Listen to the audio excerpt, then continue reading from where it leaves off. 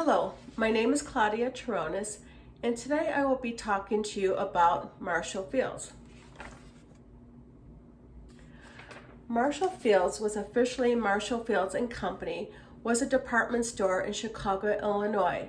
It was founded in the 19th century, and it grew to become a large chain before it was acquired by Macy's in the year 2006. In 2006, the name was changed to Macy's. At one time, this flagship store in downtown Chicago was the largest store in the world. It is now the third largest store in the world. It is located on State Street in Chicago with 73 acres of floor space. It takes up a whole city block. It has 10 floors of shopping merchandise. Its book, china, shoe, and departments were larger than any other departments of its time. The original store, P. Palmer and Company, was founded in 1852 by Potter Palmer. In 1865, Palmer invited Marshall Fields and Levi Ziegler to form the retaining partnership of Field, Palmer, and Leader. Marshall Field later took control of the partnership in 1881 and introduced many merchandise concepts that were revolutionary at the time.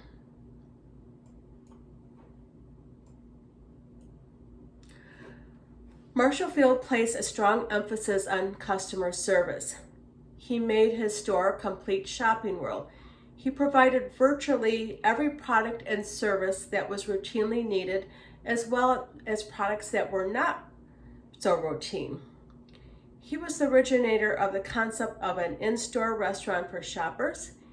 He had long-distance telephone service. He had a post office, a telegraph office, a stenography office, a travel agency, a concierge service, and he actually had a drop-off point for at least one man who could drop off his alimony check for his wife without having to come in contact with her.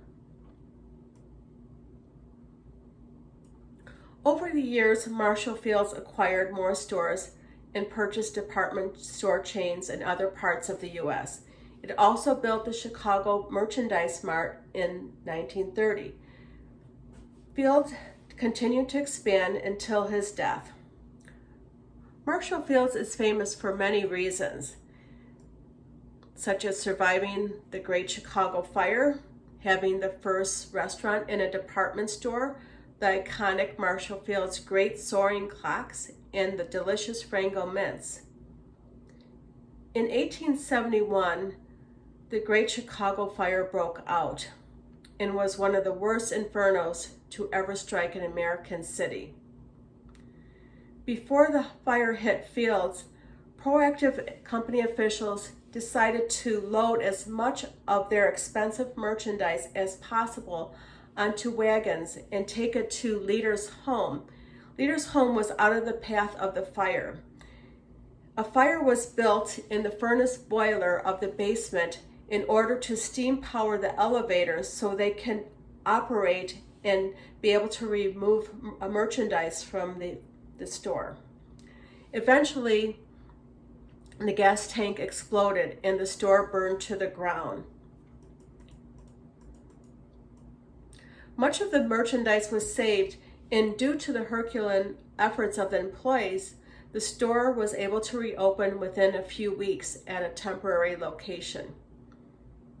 The store eventually returned to the State Street location in Chicago. During the tragedy of the Great Fire, Marshall Fields remained loyal to his employees. He made sure all the employees were paid for their services. Marshall Fields is the only Chicago company on record that made sure all their employees were paid the money that was due to them. There may be other companies, but there is no record of it. Eventually, Marshall Fields introduced the concept of the department store tea room. In the 19th century, wealthy ladies returned home after a morning of shopping for lunch and then return back in the afternoon to finish their shopping.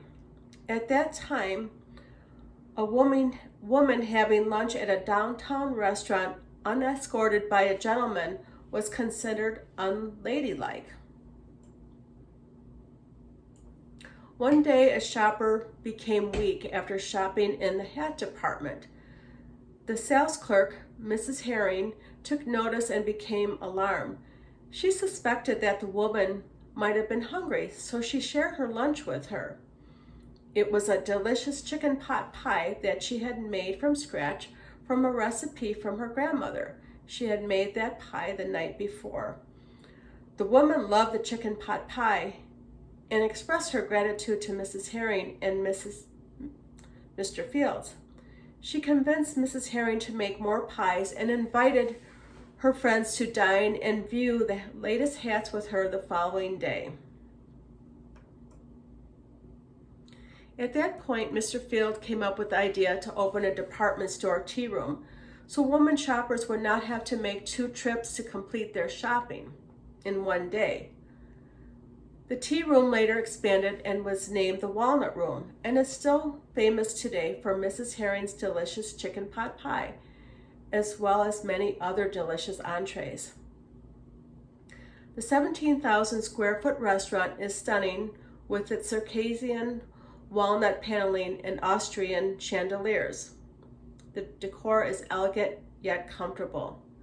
Since it is located in the Chicago Theater District, the Walnut Room makes for a popular destination for lunch before and after the theater.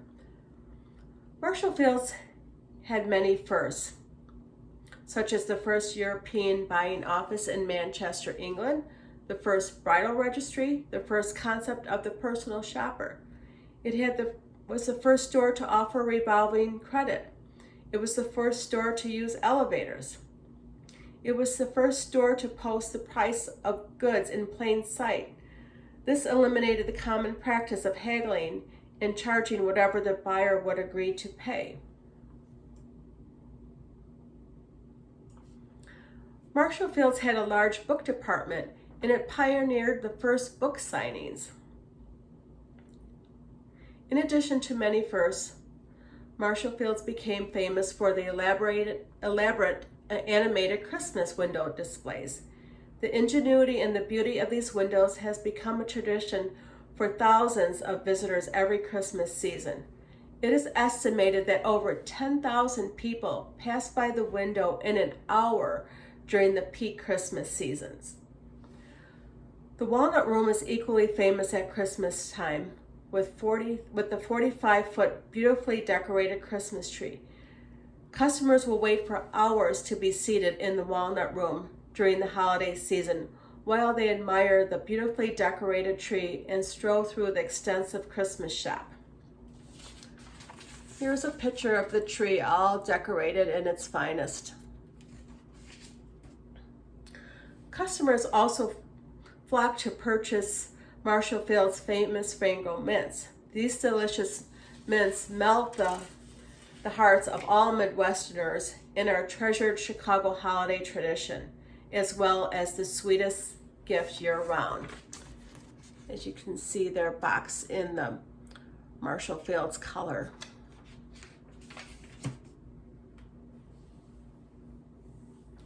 Visitors often meet at the great clocks located at the corner of the buildings. Legend has it that Marshall Fields decided to install 2 massive clocks at the corners of the building after discovering notes left by women designating meeting spots. To this day, the massive clocks remain a meeting spot for many shoppers. The clocks are made of over 7 tons of cast bronze and hang from ornamental ironwork. The clocks were originally painted black, but over time became a distinctive green patina. And here's a picture of one of the clocks.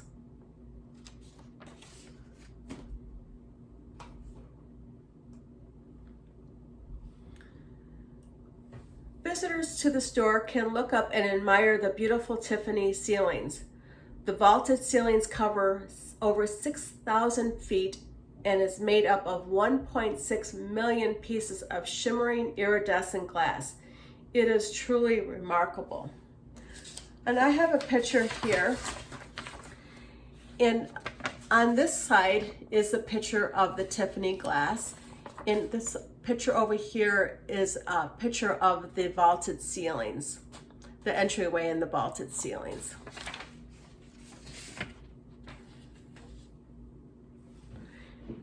Another captivating element in the store is the Burnham Fountain. It is also known as the Lost Fountain. It is made up of 6 tons of cast iron and holds 700 gallons of water.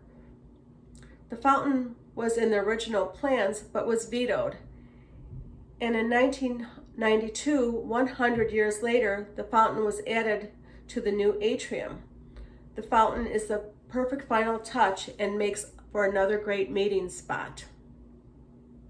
These are some of the examples of why Marshall Field's was so famous. But Marshall Field's is most famous for the slogan, "Give the lady what she wants." The story goes like this.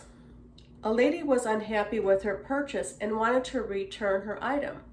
The salesperson was flustered and she disagreed because nothing like this had ever happened. Fields overheard this and said, "Give the lady what she wants." The slogan became popular and it wooed many wealthy women shoppers throughout the years. Mr. Field stood behind his product with the famous slogan that symbolizes his willing to refund the full price of merchandise if the customer is unhappy with it.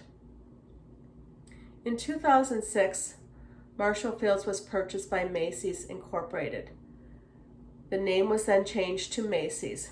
Many Chicagoans felt betrayed by the Macy's takeover, and Macy's began to change its appearance and customer service standards. In December 2006, Macy's reported a 30% decrease in sales. To this day, most Chicagoans still refer to Macy's as Marshall Field's. Loyal customers remember how the original Marshall Field's was noted for its integrity, character, and community philanthropy. The original store plate remains on the outside of the building in honor of Marshall Field's dedication to the Chicago and surrounding communities. Thank you.